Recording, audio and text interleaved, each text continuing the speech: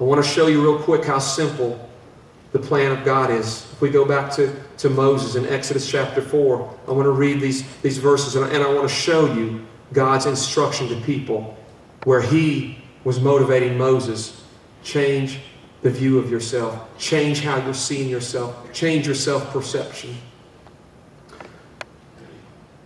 This is as the argument is ensuing between God and Moses saying, "Who am I? I can't do this." Moses answered, "What if they do not believe me?" They're in Egypt with Pharaoh and all those guys. "What if they don't believe me or listen to me and say, 'The Lord did not appear to you?'" Then the Lord said to him, "Moses, what is that in your hand?"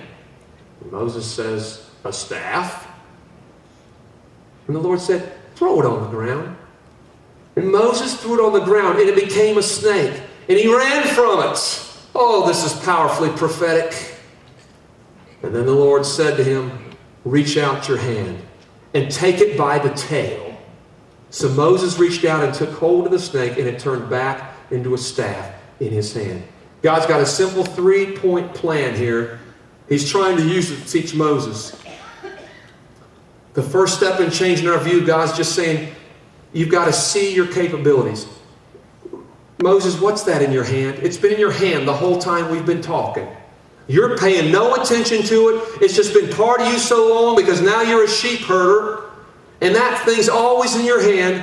You probably don't even notice anymore. It's so become part of your life. What is that in your hand? And Moses is like, "Oh, this?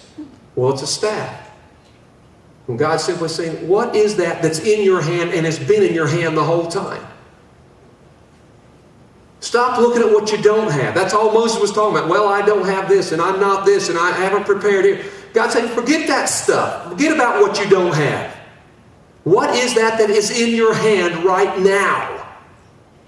It's the first thing God wants you to see. There are things that hand just simply means it's in your possession right now.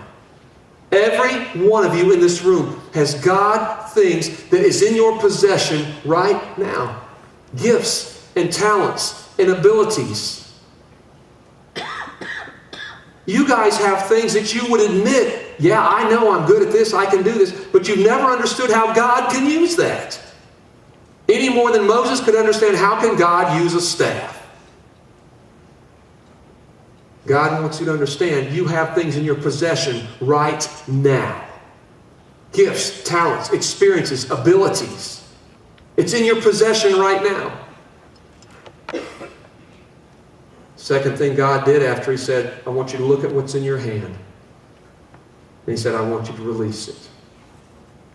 Throw that thing to the ground. Ground representing the earth. I want you to sow this thing into the earth. I want you to release this thing. God's saying, first of all, I want you to see what's in your possession. See what's in your hand. Second of all, He's saying, I want you to just trust me and release that thing. Release it. Start using that thing. Gary, I bet you never thought you'd use some of your gifts and your talents in this church that you've ended up using. Because you probably never thought, when it occurred to you, it's like, okay, I know I'm good with birds, but I think I could make a dragon head if I really had to. But I never bet you thought that you could actually use such a gift. You're going to see that dragon head next Sunday, by the way. I've got a nice 8 by 10. In here it's 8 foot by 10 foot, by the way. The things that we can do that we would never think, well, because maybe if you're thinking about traditional church that you grew up in, it's like, well, I don't know how you use that in church. Well, baby, this church ain't like your grandpa's church. I mean, if we can play secret agent man for greeting, well, there's no holds barred here. You may be shocked what God can do with what you got. God's an unconventional God. And He uses unconventional means. He doesn't use armor and a sword and a spear to defeat a giant. He uses a slingshot with a little boy behind it. He uses ox goads, and He uses all kinds of things, jawbones, and things that are very unconventional. Things that if it's in your hand, all that's in your hand is the jawbone of a donkey. You think, well, this is what's in my possession, but how can I use it? I got some good news for some of you gossipers. If you will release that tongue to God, you may be shocked of the evangelist that may be inside of you. You may be shocked. You've got a gift to gab. You've got a gift to talk. You've got a gift to spread information. You've got a gift to tell stories. Admittedly, you're not doing it in a very productive way, a very destructive way. So that's all I've got.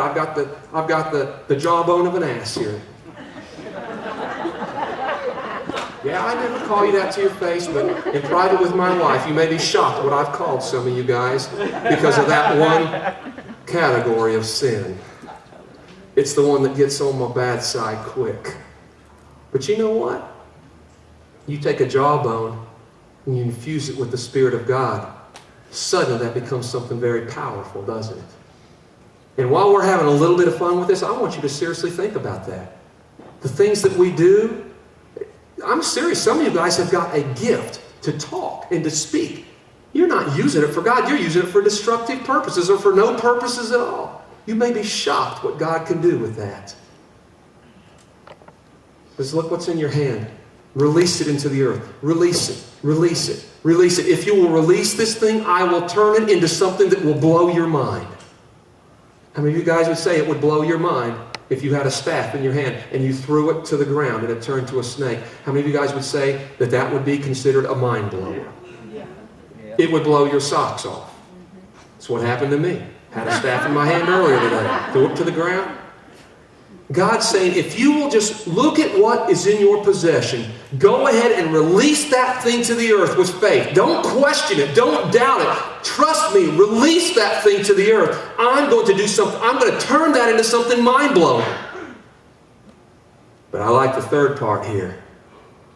Because God said, if you'll see what you got, if you'll release it to the earth, I'm going to do something mind-blowing, and then here's what I want you to do.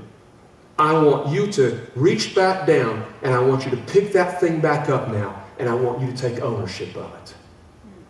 Because God wants you to see who you are. God wants you to see, I am a person that can do miracles. Forget that pseudo-humility that we used to teach. Guys, I say in humility, but in boldness, I am a son of the Most High God. I am a king, I am a Lord in the earth. I am at His mercies. Thank God for grace. But because of that, I am who I am. I'm the head. I'm not the tail. I'm not a beggar. I'm a king. I'm an ambassador. This is not a place I live out here. This is a place that I own. This is my territory. This is my town.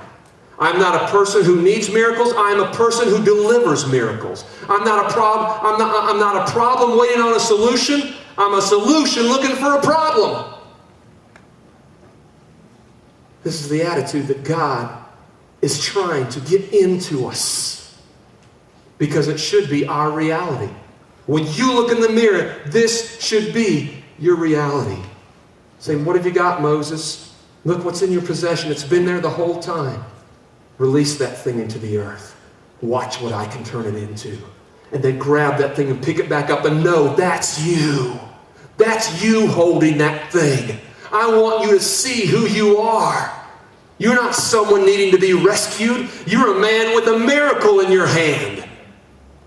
You're going to take that same miracle and you're going to go to Pharaoh now and you're going to do the same thing. And you're going to do it knowing that was in your hand and you released it and it became a miracle. Then you're going to pick it back up and you're going to carry it out with you again.